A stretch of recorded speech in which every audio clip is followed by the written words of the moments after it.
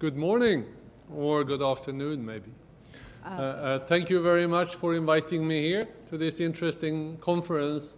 Energy transition is a very important topic for Vietnam and also the world. Vâng, xin chào tất cả các quý vị anh chị. Xin chào buổi sáng mà cũng có lẽ là chuẩn bị đến buổi chiều rồi. Tôi chào trước luôn ạ. Rất là vui là ngày hôm nay thì tôi cũng có cái cơ hội để tham dự vào vào hội thảo về công nghệ và năng lượng ở Việt Nam, một hội thảo rất là hay với cái chủ đề cực kỳ nóng hổi, đó là chuyển đổi về năng lượng ạ. I work for GIZ, the Energy Support Program, and I'm Director for the Energy Efficiency and Renewable Energy Program.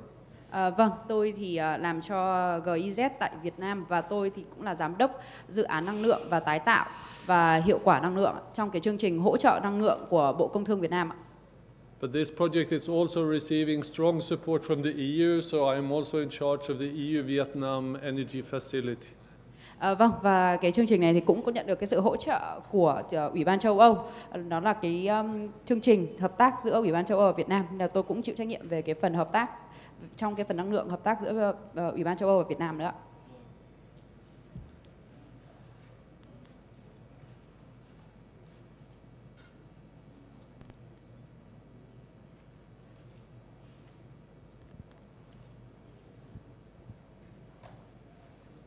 Đằng này ạ. Okay. Sven, you need to point the clicker here. Oh, on that? Yes. I see. I apologize. Earlier this year, the resolution number 55 from the Politburo was issued on the orientation of the new National Energy Development Strategy with a vision to 2045. Vâng, thưa các quý vị, nghị quyết 5 năm của Trung ương năm 2020 về định hướng phát triển chiến lược năng lượng quốc gia của Việt Nam đến năm 2030, tầm nhìn đến năm 2045 thì đã được công bố trong đầu năm nay ạ. For energy sector, you need a long-term vision, a long-term plan, and we would like to discuss or develop a Vietnam energy sector system for 20 years, 30 years from now. Vâng, thưa các quý vị, như các quý vị đã biết là cái lĩnh vực năng lượng là một cái lĩnh vực mà chúng ta cần phải có tầm nhìn dài hạn cũng như là chiến lược dài hạn. Do đó là để phát triển được cái ngành năng lượng ở Việt Nam thì chúng ta cần phải có cái tầm nhìn dài hạn tầm khoảng 20 đến 30 năm từ bây giờ ạ. That should address environmental concern, energy securities, new technology with lower price, and also how to cleverly invest in the energy sector. Vâng, và chuyển đổi năng lượng bền vững ở Việt Nam thì tập trung vào các cái hướng cụ thể như sau. Thứ nhất là chú trọng đến các cái vấn đề môi trường. Thứ hai đó là về an ninh năng lượng. Thứ ba là giảm giá năng lượng tái tạo. Và thứ tư đó là tăng đầu tư trong các cái lĩnh vực về năng lượng ạ. GIZ is just one of many partners in this effort. I will not mention them all. I'll jump on. What are the core elements of an energy transition strategy? Of course, you need a long-term vision. Vâng, và GIZ thì cũng chỉ là một trong những cái đối tác của Việt Nam trong cái quá trình chuyển đổi năng lượng ạ. Sau đây thì tôi sẽ đề cập đến các cái yếu tố quan trọng trong phát triển năng lượng bền vững ạ. What do we do with old coal-fired power plant? How can we reduce the consumption and minimize the climate impact? Vâng, các cái yếu tố quan trọng trong phát triển năng lượng bền vững đó là làm sao chúng ta phải giảm cái lượng carbon và chúng ta cũng giảm được các cái nhà máy sử dụng những cái nhiên liệu truyền thống, ví dụ như là than đá. We can make the system, the overall energy system, much more clever by smart solutions, by smart grids, by information and communication technology.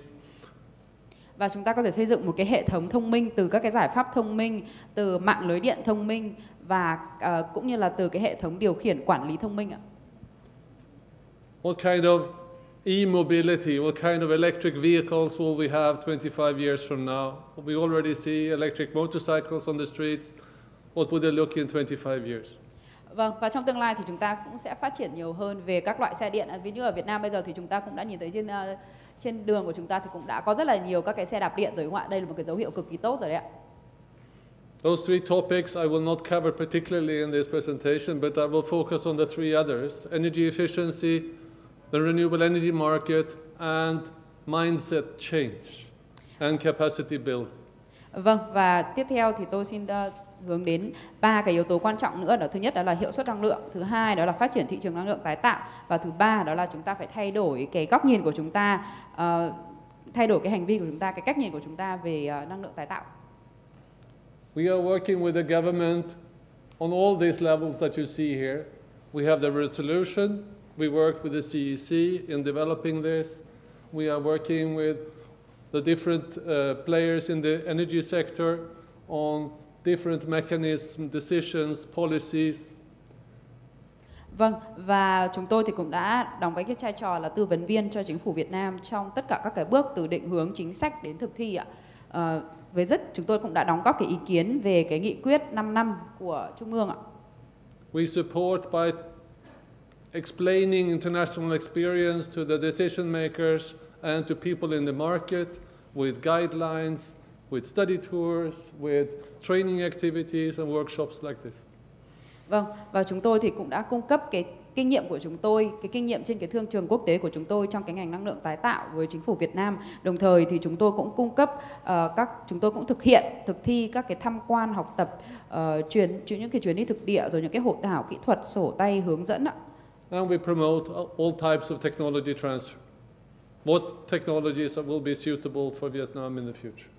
Và ngoài ra thì chúng tôi cũng tư vấn cho chính phủ Việt Nam là loại năng lượng nào sẽ phù hợp với cái bối cảnh ở Việt Nam ạ. In the EU-Vietnam Energy Facility, we are also currently the host of the Secretariat for the Vietnam Energy Partnership Group.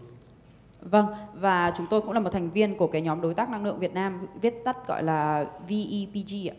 Yes, it was created by MIT or the government and the different development partners in 2017, and it's now a platform for discussing policies in the energy sector. Vâng, và nhóm đối tác năng lượng Việt Nam VEPG này thì được thành lập bởi chính phủ Việt Nam cũng như là thành lập bởi chính phủ Việt Nam và Bộ Công Thương vào năm 2017 với cái vai trò là thúc đẩy cái sự phát triển của năng lượng. We have 5 technical working groups: renewable energy, energy efficiency. I stop there. Vâng, và chúng tôi thì có 5 cái nhóm làm việc kỹ thuật ạ. Nhóm làm việc kỹ thuật thứ nhất đó là về năng lượng tái tạo, thứ hai đó là về tiết kiệm năng lượng và vân vân. Có tất cả là 5 nhóm ạ. Energy market reform, energy access and data and statistics. Vâng, tiếp theo ví dụ như là tiếp cận thị trường này, thị trường của năng lượng vân vân. And it all feeds into the discussion on how the future should look like. Vâng, và cái nhiệm vụ của nhóm đối tác năng lượng này là chúng tôi có những cái nhóm làm việc như vậy, chúng tôi sẽ đưa ra những cái cuộc thảo luận, những cái ý kiến để chúng tôi có những cái cuộc thảo luận mở làm sao để phục vụ tốt nhất cho cái thị trường cũng như là cái lĩnh vực năng lượng ở Việt Nam ạ.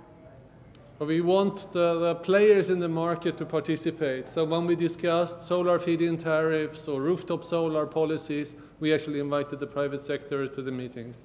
Or we organize external workshops to collect feedback on the latest policy proposals. Vâng, ngoài ra thì chúng tôi cũng bàn bạc trong rất nhiều các cái chủ đề khác, ví dụ như là biểu giá năng lượng điện này, rồi chúng tôi cũng đi tham gia vào những cái hội thảo ngoài cái tổ chức của chúng tôi để chúng tôi nhận được những cái phản hồi, lắng nghe được những cái phản hồi từ các cái doanh nghiệp cũng như là những nhà đầu tư làm trong cái lĩnh vực đầu tư vào năng lượng này ạ.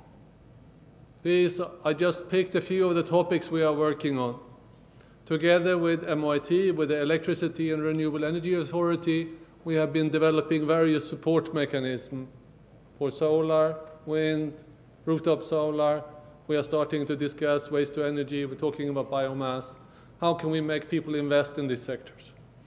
Vâng, và với cái sự kết hợp của Bộ Công Thương cũng như là các cái cơ quan liên quan thì chúng tôi cũng đã bàn bạc được rất là nhiều các cái chủ đề, ví dụ như là chủ đề áp dụng cái năng lượng điện mặt trời áp mái, rồi dùng sinh khí, vân vân. We also need reliable information, so we are working on the comprehensive Vietnam Energy Information System. Vâng, và ngoài ra thì chúng ta cũng sẽ cần có một cái nguồn tin gọi là nguồn tin đáng tin cậy. Do đó là chúng tôi cũng hiện tại đang làm việc với nhau để đảm bảo rằng là các cái nguồn tin mà các doanh nghiệp cũng như các nhà đầu tư lấy được thì nó sẽ là một cái nguồn tin Also discussing all kinds of standards, how to improve the quality of installations, so technical standards for renewable energy. There we are closely working with ERA, the regulator, and EVN, of course, the utility. Vâng, và ngoài ra thì chúng tôi cũng thảo luận về các cái quy chuẩn làm sao để chúng ta có thể tăng được cái chất lượng trong cái việc lắp đặt, và chúng tôi thì cũng có mời các cái chuyên gia của châu Âu để tham vấn về các cái quy chuẩn của quốc tế. Together with the Department of Energy Efficiency and Sustainable Development, we do everything we can to implement the third energy efficiency program and to promote energy efficiency to large energy consumers. Vâng, và cũng cùng với các cái thành viên của hiệp hội phát triển của nhóm đối tác năng lượng ở Việt Nam thì chúng tôi cũng bàn thảo nhiều hơn về cái việc là làm sao mà để có thể tiết kiệm được năng lượng, sử dụng năng lượng hiệu quả. We are halfway through a study which was made more complicated by the COVID-19, but we're still working on it, on energy transition, advice to the Central Economic Committee and the National Assembly, what the future strategies should look like. Vâng, thực ra thì bởi vì là trong cái thời gian vừa qua ấy, thì chúng tôi cũng đang làm được một nửa cái nghiên cứu mà có cái sự hợp tác của Ủy ban Kinh tế Trung ương cũng như là Quốc hội, nhưng mà do cái dịch Covid-19 nên là cái nghiên cứu này của chúng tôi thì nó cũng đang bị chậm, đang bị ngưng lại một chút ạ. And together with the Propaganda and Training Commission, we are rolling out the information and training program for officials in all provinces. We wanted to start it this year. Because our workshops are very big, we have to postpone it until next year. Vâng, và đồng thời thì cũng chúng tôi thì cũng triển khai các cái chương trình đào tạo đến các địa phương khác nhau để đảm bảo rằng là các địa phương thì cũng có những cái thông tin, nguồn tin chính xác và được đào tạo về cái chuyển đổi năng lượng. But we are reaching out to many others, to developers, to private sector, to media, journalists, NGOs, to try to have a common understanding on what the policy should look like. Vâng, và chúng tôi thì cũng đã liên kết và kết nối với các nhà đầu tư tư nhân này, các báo chí và truyền thông cũng như là các cơ quan của chính phủ để chúng ta có thể có một cái tầm nhìn tổng quát hơn về cái chuyển đổi năng lượng sẽ như thế nào, cái bức tranh toàn cảnh của chuyển đổi năng lượng trong tương lai. I think you've heard about this earlier today. We have had an amazing growth in Vietnam during the last 10 years. We also had a more than amazing growth in electricity consumption. Vâng, thưa tất cả các quý vị, chắc các quý vị với cái bài thuyết trình của rất là nhiều diễn giả trong buổi sáng ngày hôm nay thì chắc các quý vị cũng đã nghe đến cái tình hình năng lượng tại Việt Nam thì chúng ta đã phát triển trong 10 năm qua, chúng ta phát triển rất là mạnh, nhưng cái nhu cầu về sử dụng năng lượng điện, năng lượng của chúng ta có khi lại còn mạnh hơn là cái nhu cầu phát triển về điện của chúng ta. Vietnam is using more energy than necessary. There is a huge potential for energy efficiency. Vâng, trên thực tế thì tôi cũng phải thành thật mà nói rằng thì là Việt Nam sử dụng điện nhiều hơn cái số lượng điện Việt Nam đáng ra lên sử dụng. So the question is, how do we fill that upper corner to the right? What kind of new technologies do we use for either reducing the consumption or filling it with renewable energy power plants? That's what I'm working on.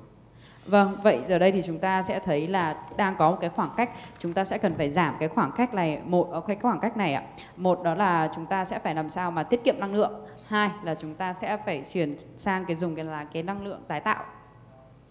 This is the wind sector. The wind fit has been published. It's effective. There are projects coming on.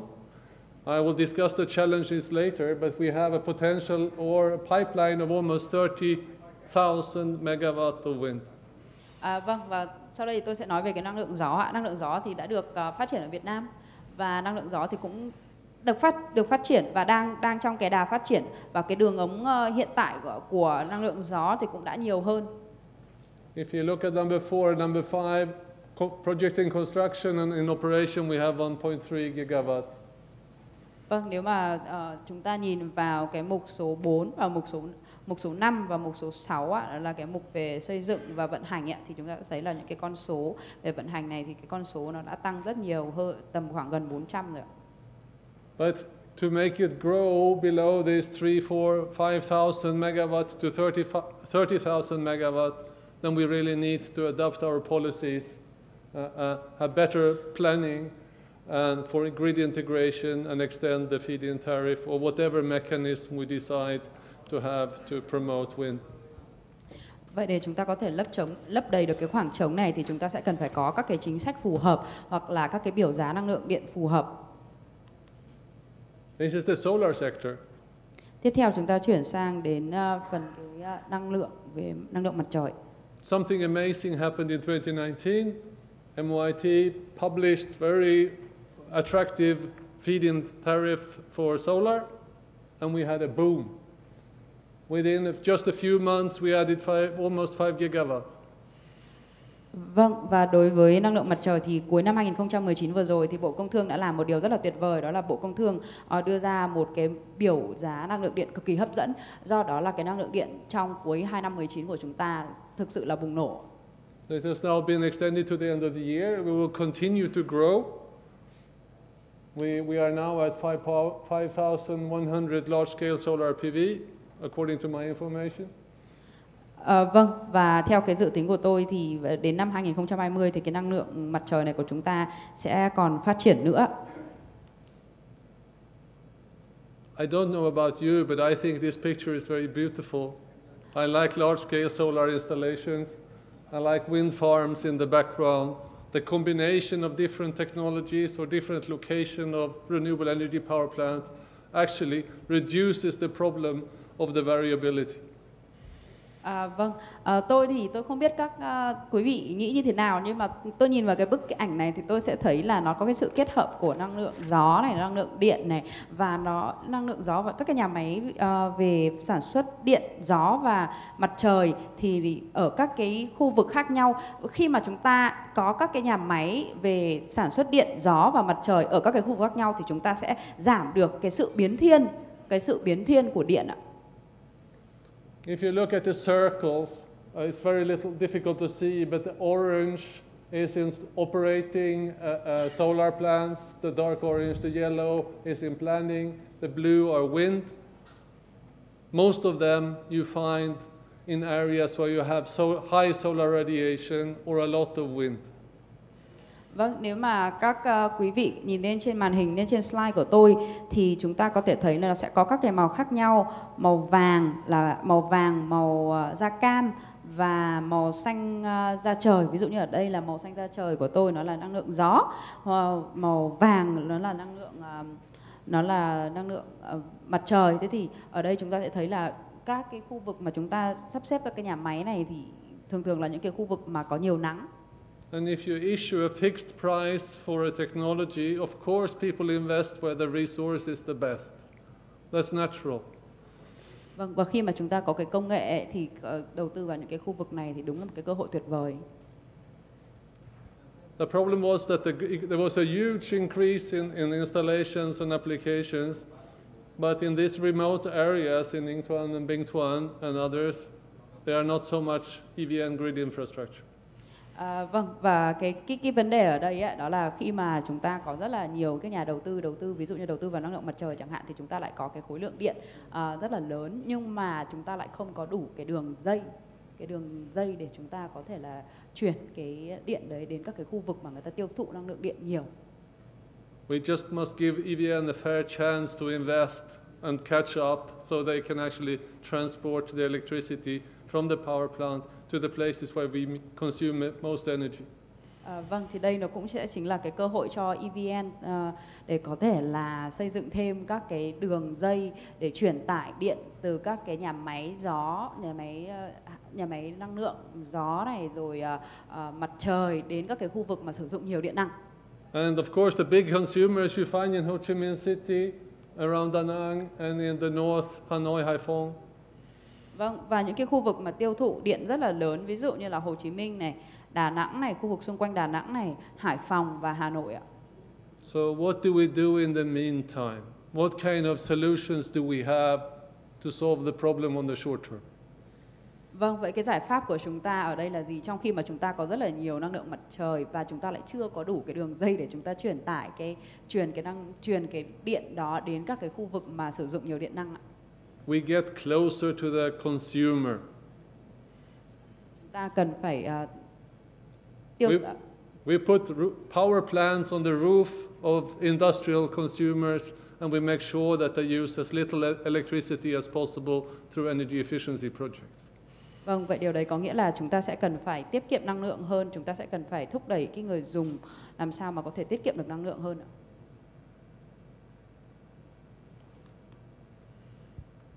This is the just an overview of the MOIT, the government support program for the implementation of the Natural Rooftop Program. Vâng, sau đây là cái nhìn tổng quan về cái sự hỗ trợ của Đức và châu Âu trong cái chương trình xúc tiến năng lượng năng lượng mặt trời áp mái ạ. How can we accelerate investment in rooftop solar? Vậy làm sao để chúng ta có thể thúc đẩy được đầu tư nhiều hơn trong cái lĩnh vực năng lượng mặt trời áp mái? How can we make sure that the systems installed, even though they are small and maybe not designed by the super professionals, are still really okay? Vâng, và chúng ta phải đảm bảo làm sao mà những cái tấm năng lượng mặt trời áp mái ấy, thì có thể là được lắp đặt một cách dễ dàng, mà không phải là chỉ có những cái kiểu như là tòa nhà lớn hay là những cái trung tâm thương mại mới có thể lắp được điện mặt trời áp mái, mà những cái hộ dân người ta cũng có thể lắp được điện áp mái. In Germany, we started with a program, a target of 100,000 rooftop solar system. There are now 1 million. Vâng, ở Đức thì chúng tôi cũng bắt đầu bằng với những cái mục tiêu rất là nhỏ. Bắt đầu thì chúng tôi đưa ra tầm khoảng là 100.000 mái nhà sử dụng năng lượng mặt trời áp mái. Nhưng mà bây giờ thì chúng tôi có tầm khoảng 1 triệu cái mái nhà sử dụng năng lượng mặt trời áp mái rồi.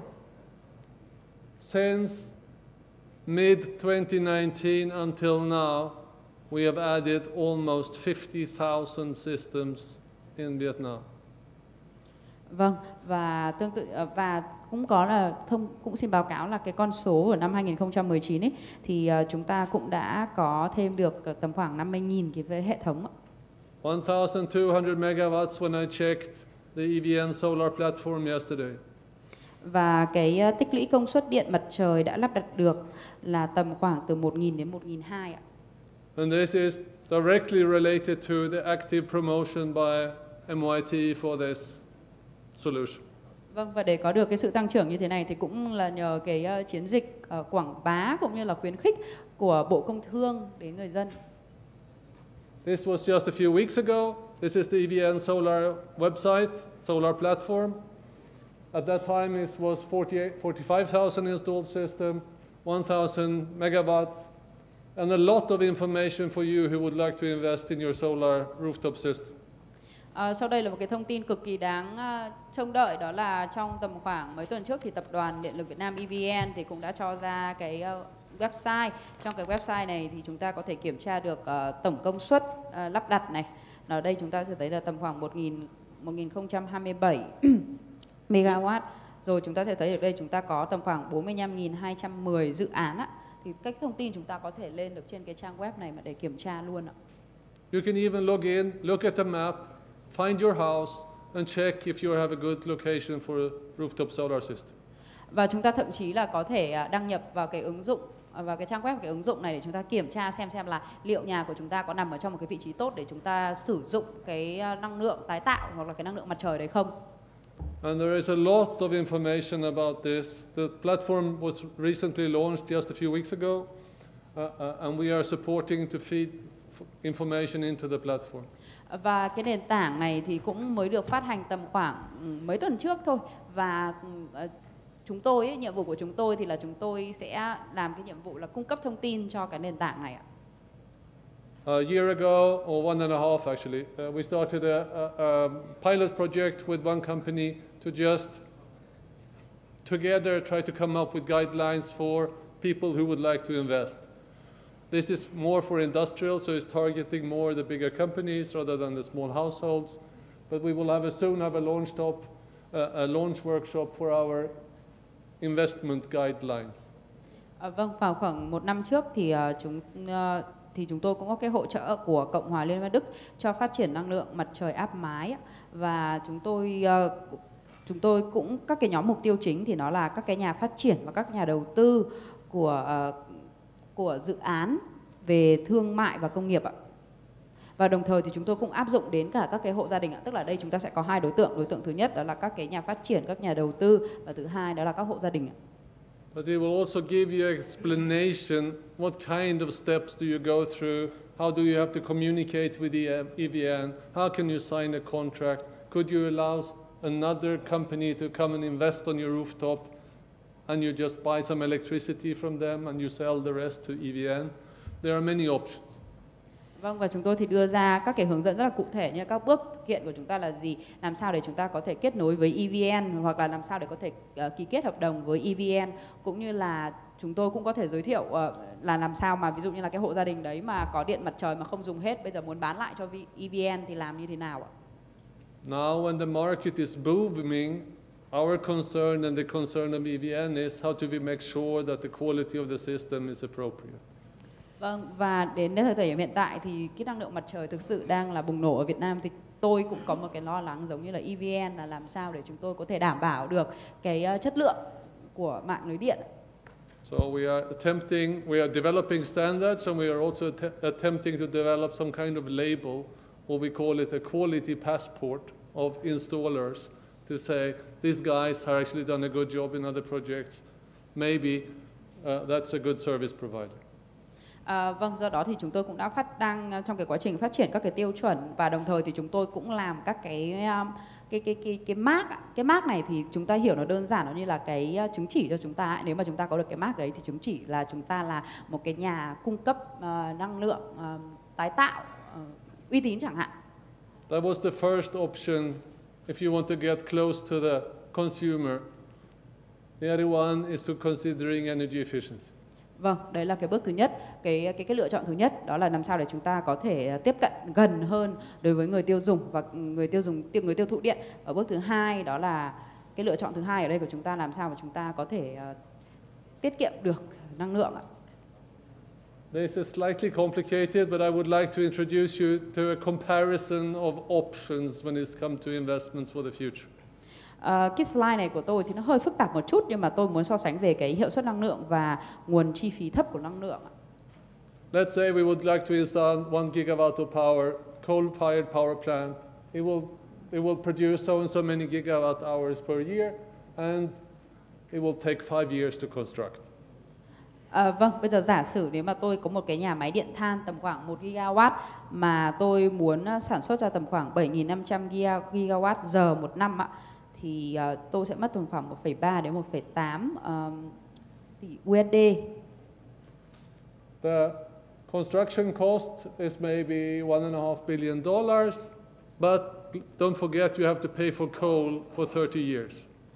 Vâng, cái chi phí xây dựng thì nó mất tầm khoảng là 1,5 tỷ đô la Mỹ, nhưng mà chúng ta sẽ thấy là chúng ta đừng quên là chúng ta còn phải trả chi phí cho cái than của chúng ta trong vòng 30 năm nữa. So $8 per kilowatt hour is an estimate of what it might cost. Vâng, điều đấy có nghĩa là chi phí đó sẽ phải tầm khoảng là 1,3 đến 1,8 đô la Mỹ. Because solar is variable, we need 5 gigawatt instead of 1 gigawatt of installed capacity. That means 150 gigawatt plants like the one you saw on the picture before. Vâng, tiếp theo là giả sử tôi xây dựng một cái nhà máy năng lượng mặt trời sử dụng sản xuất điện bằng năng lượng mặt trời, cũng là ví dụ là 5 gigawatt thì yes. The investment cost is higher, but the price per kilowatt hour is similar to the coal, or maybe lower now with reducing solar prices. Vâng, và chúng ta thấy là cái tổng chi phí đầu tư ấy thì nó sẽ cao hơn, nó tầm khoảng 4 tỷ đô la Mỹ. Nhưng ở đây cái câu chuyện là cái chi phí mà cái giá điện ấy thì nó sẽ tương đương. Nhưng cái chi phí này thì nó có thể thấp hơn nếu mà trong tương lai cái giá của điện mặt trời nó giảm xuống ạ. Và chúng ta không phải chi trả cho than đá trong vòng 30 năm. But here we don't need a few investors, we need 100 investors. Vâng, nhưng mà cái khó đối với cái nhà máy năng lượng mặt trời này thì chúng ta không phải là chúng ta chỉ có một nhà đầu tư, mà chúng ta lại phải cần một vài nhà đầu tư. Okay, then we change to rooftop solar, then we need 100,000 investors. Nếu mà chúng ta lắp đặt cái hệ thống là điện năng lượng mặt trời áp mái thì chúng ta sẽ cần cái số lượng nhà đầu tư rất lớn. But you already added 50,000 in 1 year. Vâng, nhưng mà tôi đã thấy là ở Việt Nam thì ở Việt Nam trong một năm vừa qua thì đã thêm được tầm khoảng 50.000 cái mái nhà có điện áp mái rồi, thì tôi nghĩ là cái khả năng phát triển, cái tiềm năng phát triển trong tương lai rất là lớn. So there will be other savings. You have to invest less in transmission lines. The plant is just on top of your building, so you can take it directly to you. There are many other benefits, but of course rooftop solar, because it's smaller, is a little bit more expensive. Thực ra thì cái điện năng lượng mặt trời áp mái này thì nó rất là tiện, tức là chúng ta lắp ở trên mái nhà của chúng ta và chúng ta có thể sử dụng điện cho nhà của chúng ta. Tuy nhiên ấy, thì cái chi phí mà để lắp đặt cho cái điện áp mái này nó sẽ cao hơn so với là lắp đặt ở cái điện cho điện mặt trời trong nhà máy, bởi vì nó nhỏ mà, nó nhỏ nên là cái chi phí nó cao hơn. Then you have the last one. I call it a megawatt plant. Vâng, tiếp theo nữa là chúng ta có một cái lựa chọn nữa ở đây, tôi gọi là nhà máy megawatt. This is many small investment projects in energy efficiency. Vâng, ở đây thì sẽ có gồm rất là nhiều các cái dự án, rất nhiều các cái dự án đầu tư. By experience worldwide, the price is at least half of all other sources or other technologies. Với cái nhà máy megawatt này thì chúng tôi thấy là cái chi phí chúng ta chi trả cho điện ấy nó sẽ chỉ tầm khoảng 1/2 so với cái chi phí chúng ta đang chi trả cho điện ở hiện tại. And there are good examples from several countries that you can actually buy and sell energy efficiency projects. Vâng, và trên thế giới thì chúng ta cũng đã có những cái quốc gia ứng dụng cái nhà máy megawatt này rất là thành công. Thì chúng ta có thể mua và bán điện từ các cái ví dụ điển hình trên thế giới này ạ. Maybe you can pay EVN for every gigawatt hour for every gigawatt hour they save, you will pay them something cheaper and they will make a big profit. Vâng, or you convinced the big energy consumers to actually look into this.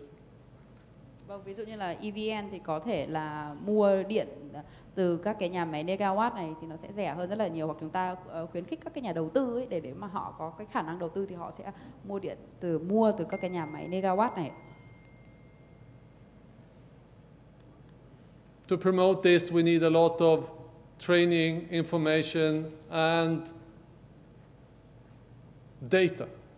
Because without data about the consumption, we cannot save, because we don't know where to save. Vâng, và để thực hiện được cái chương trình như thế này thì chúng ta sẽ cần phải có rất nhiều cái chương trình đào tạo này cũng như là dữ liệu ạ. Tại sao cần phải có dữ liệu? Dữ liệu để chúng ta biết cái thói quen tiêu dùng. This is an example of a German company helping us promoting smart meters and energy management systems to help people in big companies to identify where they can easily save and earn money. Vâng, sau đây là một cái ví dụ của một cái công ty thì đã giúp đỡ Cộng hòa Liên bang Đức trong cái việc là phát triển cái công tơ điện thông minh. There are 2,500 so-called designators, energy users. These are companies which have a high energy consumption in Vietnam. And they have been told by MIT that you have to come up with a plan how to save energy. This is an easy thing to roll out to help them find the saving opportunities. Vâng, và công ty này thì cũng đã có đợt làm việc với Bộ Công Thương rồi ạ, và thì Bộ Công Thương thì cũng đã chỉ đạo, cũng đã nói qua là với công ty này là làm sao mà làm trong cái việc là giảm thiểu cái việc sử dụng năng lượng. And finally, we are launching soon this year a digital platform for people dealing with this kind of things. Each designated energy user must have an energy manager, a person responsible for this. We will create a network. We will have a website platform where they can actually ask questions, where they can get information, and we can advise them on how they can actually make their company more efficient and more profitable. Vâng, và hiện tại thì chúng tôi đang làm việc trong cái tức là đang phát triển cái nền tảng truyền thông kỹ thuật số cho quản lý năng lượng và kiểm toán năng lượng. Thì chúng ta sẽ cần phải có các cái nhà quản lý về năng lượng và và chúng ta sẽ còn phải có một cái hệ thống mà khi mà các cái nhà đầu tư người ta có thể đăng nhập vào cái hệ thống này, người ta có thể đặt câu hỏi với những cái câu hỏi người ta đang băn khoăn và chúng ta đưa ra được những cái lời khuyên cho các cái nhà đầu tư. So, just as a final slide, I listed a number of topics. I would say they are all relevant. I would just highlight the last one. if we're going to manage this energy transition to 2045, we really need qualified people. Vâng, sau đây thì nó là các cái chủ đề tiềm năng với cái phát triển năng lượng bền vững, nhưng mà tôi chỉ nhấn mạnh vào một cái chủ đề cuối cùng ạ, như là quý vị có thể nhìn thấy ở trên slide của tôi, đó là để chúng ta có thể có cái bước chuyển đổi về năng lượng với cái mục tiêu đến năm 2045 thì chúng ta sẽ cần phải phát triển kỹ năng để chuẩn bị cho cái lực lượng lao động ở Việt Nam trước các cái cơ hội làm việc về năng lượng tái tạo cũng như là tiết kiệm năng lượng điện. How do we save all these things in the 2,500 big companies or all other companies? Vâng, và cái điều này thì chúng ta sẽ cần phải thúc đẩy và chúng ta sẽ cần phải tuyên truyền đến các công ty làm sao mà để có thể đào tạo được nhân viên để chuẩn bị cho cái sự chuyển đổi của chúng ta trong tương lai. We need the guys who goes to the factory figuring out where you can save, and we need the person that actually explain to the management of the company, this is actually a good idea. Vâng, thì chúng ta cũng cần phải có những cái người giám sát đến các cái nhà máy, làm việc với quản lý của các nhà máy, giám sát tại các nhà máy để giải thích là làm như thế này, cần phải làm như thế này, cần phải làm như thế kia. And then we need the people to design the project and implement the project and monitor what's happening with the project. Và chúng ta cũng cần phải có một cái người đứng ra gọi là giám sát cái dự án, thực hiện dự án. If we're going to install several hundred thousand rooftop solar system or maybe a million, we need a lot of people. Nếu mà chúng ta muốn lắp đặt tầm khoảng như là một vài triệu hoặc là mấy trăm triệu các cái mái nhà năng lượng điện mặt trời áp mái ạ, thì chúng ta cũng cần phải chuẩn bị rất nhiều thứ. So I think policy development looks pretty good. We need to invest more in people. Tôi nghĩ là cái về mặt chính sách của Việt Nam thì thực sự rất là tốt rồi, nhưng mà có lẽ là cái đầu tư nhiều hơn ở đây có lẽ là phải đầu tư về cái thay đổi về tư duy của người dân ạ. Thank you. I apologize for talking so long. Vâng, xin cảm ơn tất cả quý vị đã lắng nghe. Tôi xin lỗi là tôi nói hơi nhiều, nói hơi dài. Xin cảm ơn ạ.